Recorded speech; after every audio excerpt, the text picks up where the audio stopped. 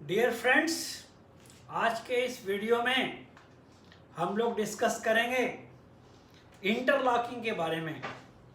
Definition of interlocking, interlocking यानी अंतरपाषण बोलते हैं हिंदी में, उसकी परिभाषा और उसके ऑब्जेक्टिव्स क्या है और कितने टाइप के इंटरलॉकिंग एट प्रेजेंट है, उसका बारे में हम लोग डिस्कस करेंगे।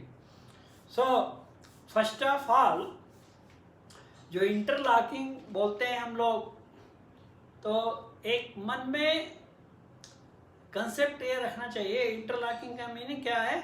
डबल लॉकिंग हो रहा है, double locking, safe locking. For example, आपने यदि टेलर के शॉप में पैंट की स्टिचिंग देखा हो और भी जगह यूज किया जाता है वो, मैं एक छोटा सा उदाहरण दे रहा हूँ, just small example. You observe the pant stitching inside, so after normal stitching, then the tailor, they are having a separate machine for interlocking purpose. So interlocking machine से भी उसमें एक सिलाई मारते हैं, जिसको वो लोग भी इंटरलॉकिंग ही बोलते हैं, इंटरलॉकिंग। सो इंटरलॉकिंग करने से क्या होता है, उसका धागा नहीं निकलता है, डबल लॉक हो जाता है। सो उसी से मिलता जुलता, एग्जैक्टली वही चीज़ नहीं है, लेकिन उसी से मिलता जुलता है कि सेफ्टी इंश्योर करने के लिए लॉकिंग का प्रोविजन, फिर इंटरलॉकिंग, डबल लॉकिंग का प्रोविजन कैसे बनाया गया है। So let us see first the definition of interlocking. So interlocking means it is an arrangement of points, signals and other appliances. So let us understand one by one.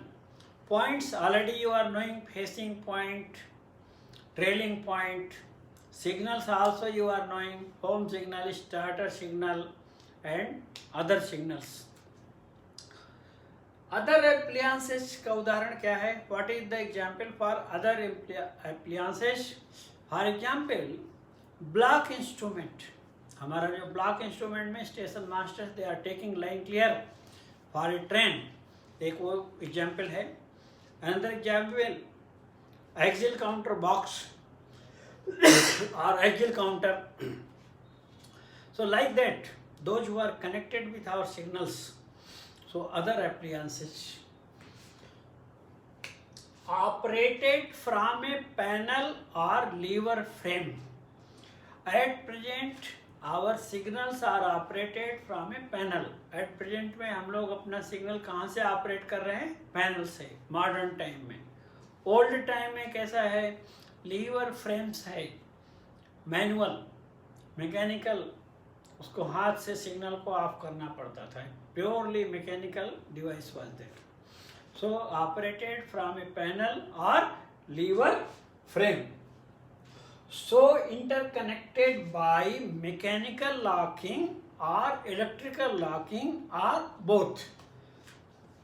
पुराने time में जब हम liver frame से operate करते थे signals को, तो एक तरह से वो लोग मैकेनिकली लॉक होते थे। और अभी इलेक्ट्रिकल लॉकिंग है। सपोज पॉइंट सेट करते हैं, सो हमने मोटर ऑपरेटेड पॉइंट को सेट कर दिया, so now it is electrically locked, electrical locking हो गया है। जब क्लैंप और पैडलॉक लगाते हैं तो वो मैकेनिकल लॉकिंग है। और बोथ का मीनिंग ऐसा भी डिवाइसेज है कि पहला मैकेनिकल सेटिंग हो गया, फिर इलेक्ट्रिकल लॉक भी लग गया। अभी इंटरलॉकिंग नहीं हुआ है। This so interconnected by mechanical locking or electrical locking are both, that there operation must take in proper sequence to ensure safety. ये जो सारे कनेक्शंस है, पॉइंट्स के, सिग्नल के, ब्लॉक इंस्ट्रूमेंट के, या एक्सिल काउंटर बॉक्स या एक्सिल काउंटर के, इनका जो कनेक्शन दिया है उसका पर्पज क्या है?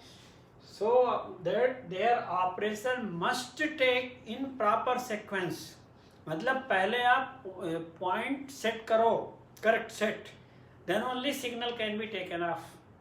Sequence is there, correct sequence में काम करना पड़ेगा कंपलसरी। दूसरा एग्जाम्पल, फर्स्ट ब्लॉक इंस्ट्रूमेंट में लाइन क्लियर लेना है, लाइन क्लियर लेने के बाद ही एलएसएस को ऑफ कर सकते हैं। So there operation must take in proper sequence. Purpose क्या है? To ensure safety. सो ये डिफिनीशन ऐसा एग्जाम में लिखने के लिए तो we have to by heart either in English और इन हिंदी, पर उसको समझ लिए तो याद करना आसान हो जाता है। पहला मीनिंग समझ लेना, मीनिंग समझने के बाद एक बार, दो बार, तीन बार ऐसा लिख के प्रैक्टिस कर लेना, आइदर इंग्लिश और हिंदी लिख के प्रैक्टिस किए तो हम याद कर सकते हैं and we can write in the examination. Then next उसका एक्सप्लेनेशन के बारे में कि what is the objective of this interlocking, ये ऑब्जेक्टिव क्या है? ऐसा तो इंश्योर सेफ्टी है, बट अदर उससे कनेक्टेड पॉइंट्स क्या है? First, correct setting of the route, route correct set होना चाहिए। लॉकिंग ऑफ द रूट, जिस रूट से ट्रेन जाना है हमने पॉइंट सेट किया वो लॉक होना चाहिए।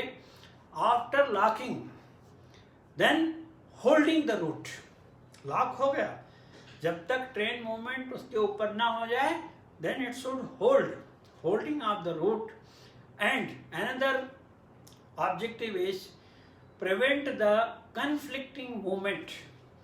conflicting movement का मतलब विरोधाभासी मूवमेंट, कि एक गाड़ी लूप लाइन से स्टार्ट होके फिर मेन लाइन में जाके ब्लॉक सेक्शन में जाने वाली है, तो दूसरी गाड़ी मेन लाइन में है, तो ऐसा नहीं होना चाहिए कि मेन लाइन का गाड़ी का भी सिग्नल आ गया, वो भी स्टार्ट हो रही है, लूप लाइन की गाड़ी का भी सिग्नल आ जाएगा, कन्फ्लिक्टिंग मूवमेंट नहीं हो सकता है, कोई भी एक्सीडेंट होने की संभावना वाला मूवमेंट नहीं हो सकता है। That is called prevention of conflicting movement. What happens whenever a point is set, route is set, point set किया, रूट सेट हो गया, and signal is taken off, then that route gets locked, तो वो root lock हो जाता है, जिसको बोलते हैं इंटरलॉक हो जाता है। पॉइंट सेट किया तो मोटर ऑपरेटेड पॉइंट है, कैसा भी है, लॉक हो गया। जब सिग्नल ऑफ किया तो इंटरलॉक हो गया, डबल लॉकिंग हो गया।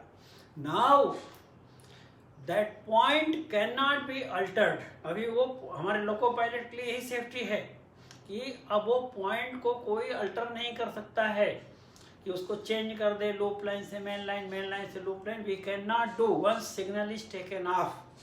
कब तक नहीं चेंज हो सकता? Until the intended movement is completed, जब तक उसके ऊपर जो मूवमेंट होने वाला था ट्रेन का वो पूरा न हो जाए। And next, even though signal is put back to on position, suppose signal को हमने पुट बैक ऑन कर दिया, रेड हो गया, then also route will be locked only, then also we cannot alter the points.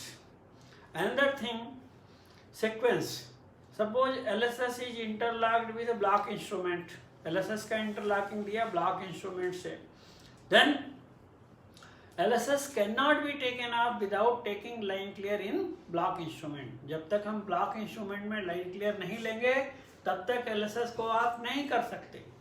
और IB area में कैसा रहता है interlocking? IB signal is interlocked with block instrument and LSS is interlocked with axial counter।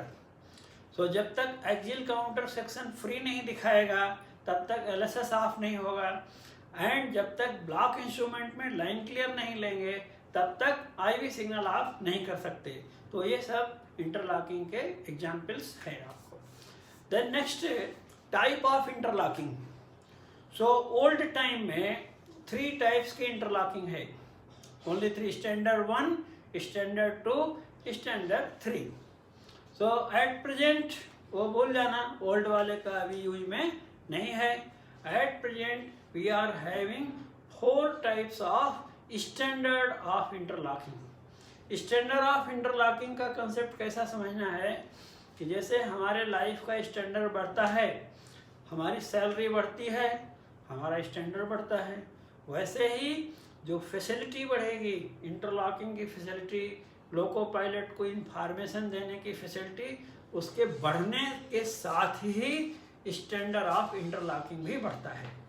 तो अभी जो latest है जिसको बोलते हैं रिवाइज्ड स्टैंडर्ड ऑफ इंटरलॉकिंग, उसके इम्पॉर्टेंट पॉइंट आपको बताएंगे कि revised standard of interlocking 4 types का है। उसको बोलते हैं स्टैंडर्ड 1 आर, ब्रैकेट में आर का मीनिंग रिवाइज्ड है, नया है।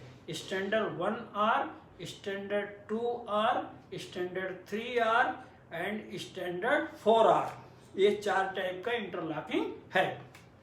ये चारों को में स्पीड पहला बात अपने मन में रख लो। स्टैंडर्ड 1 आर में मैक्सिमम स्पीड, ये जो हम स्पीड का बात करते हैं मेन लाइन पे है। स्टैंडर्ड 1 आर में मैक्सिमम स्पीड परमिटेड है 50 kmph। स्टैंडर्ड 2 आर में 110 kmph। स्टैंडर्ड 3 आर में 140 kmph और स्टैंडर्ड 4 आर में 160 kmph तक मेन लाइन पर ट्रेन परमिटेड है। तो स्टैंडर्ड बढ़ाने से स्पीड बढ़ेगी और इसीलिए standard 1 R, 2 R, 3 R, 4 R ऐसा उसका इंटरलॉकिंग का स्टैंडर्ड भी बढ़ेगा। क्या फैसिलिटी बढ़ाते हैं? स्पीड बढ़ाने के लिए, स्टैंडर्ड बढ़ाने के लिए क्या फैसिलिटी बढ़ेगी उसके बारे में आप देखिए। स्टैंडर्ड 1 आर में 50 kmph तक स्पीड परमिटेड है, तो वहाँ पे उस स्टेशन में आइसोलेशन कंपलसरी है कि नहीं है? Not compulsory. आइसोलेशन का मीनिंग होता है to keep separate one running line from the danger of another connected line. दूसरे लाइन से कोई ट्रेन आना, कोई ऑब्स्ट्रक्शन आने का जो खतरा है, आइसोलेशन लगाने से खत्म हो जाता है। तो आइसोलेशन के एग्जाम्पल्स क्या है? जैसे सैंड हम्प है, डिरेलिंग स्विच है, कट पॉइंट्स है, हेज डिरेल है। तो अप टू 50 kmph यदि किसी स्टेशन में स्पीड है, स्टैंडर्ड 1 आर का इंटरलॉकिंग है, तो वहाँ पर आइसोलेशन कंपलसरी नहीं है। लगाए तो अच्छा है बट कंपलसरी नहीं है। स्टैंडर्ड 2 आर, अब एबव 50 kmph गाड़ी जाएगी, 110 तक जा सकती है, तो आइसोलेशन कंपलसरी। सिमिलरली 3 आर में भी कंपलसरी है, स्टैंडर्ड 4 आर में भी आइसोलेशन कंपलसरी है। Next is double distance signal. Double distance signal से लोको पायलट को क्या एडवांटेज है? Advance information about the next stop signal के बारे में ज़्यादा सूचना मिलती है डबल डिस्टेंस एरिया में। ऑटोमेटिक एरिया है तो और ज़्यादा इंफॉर्मेशन मिलती है हमको। So that's why double distance area की बात करेंगे तो वो फैसिलिटी कैसे बढ़ती है। Standard 1 R only 50 kmph speed है, सो नॉट रिक्वायर्ड, तो डबल डिस्टेंस सिग्नल की ज़रूरत नहीं है। स्टैंडर्ड 2 आर में स्पीड कितना है? Up to 110 kmph। सो यहाँ पे भी डबल डिस्टेंस सिग्नल कंपलसरी नहीं है, डिजायरेबल बोलते हैं। डिजायरेबल का मीनिंग है लगाया तो अच्छा है बट कंपलसरी नहीं है। कंपलसरी कहाँ होता है double distance signal? Where trains run above 110 kmph। So 2 R में डबल डिस्टेंस डिजायरेबल है but not compulsory. Standard 3 R 140 kmph double distance compulsory. Standard 4 R double distance signal compulsory. Similarly जो दूसरी facility है जैसे direct type of interlocking points, clamp type points, so like that facilities will be improved in standard 1 to standard 2 to standard 3 to standard 4 R. Like that concept is there, that is called standard of interlocking, that I have told you 4 types of है latest में 1 R, 2 R, 3 R, 4 R। Speed, isolation और double distance जो important feature है आपने देख लिया है। Still in case of any doubt please do ask your question in the comment box.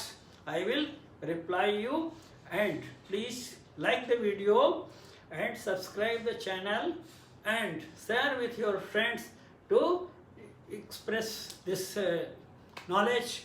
Thank you so much for watching.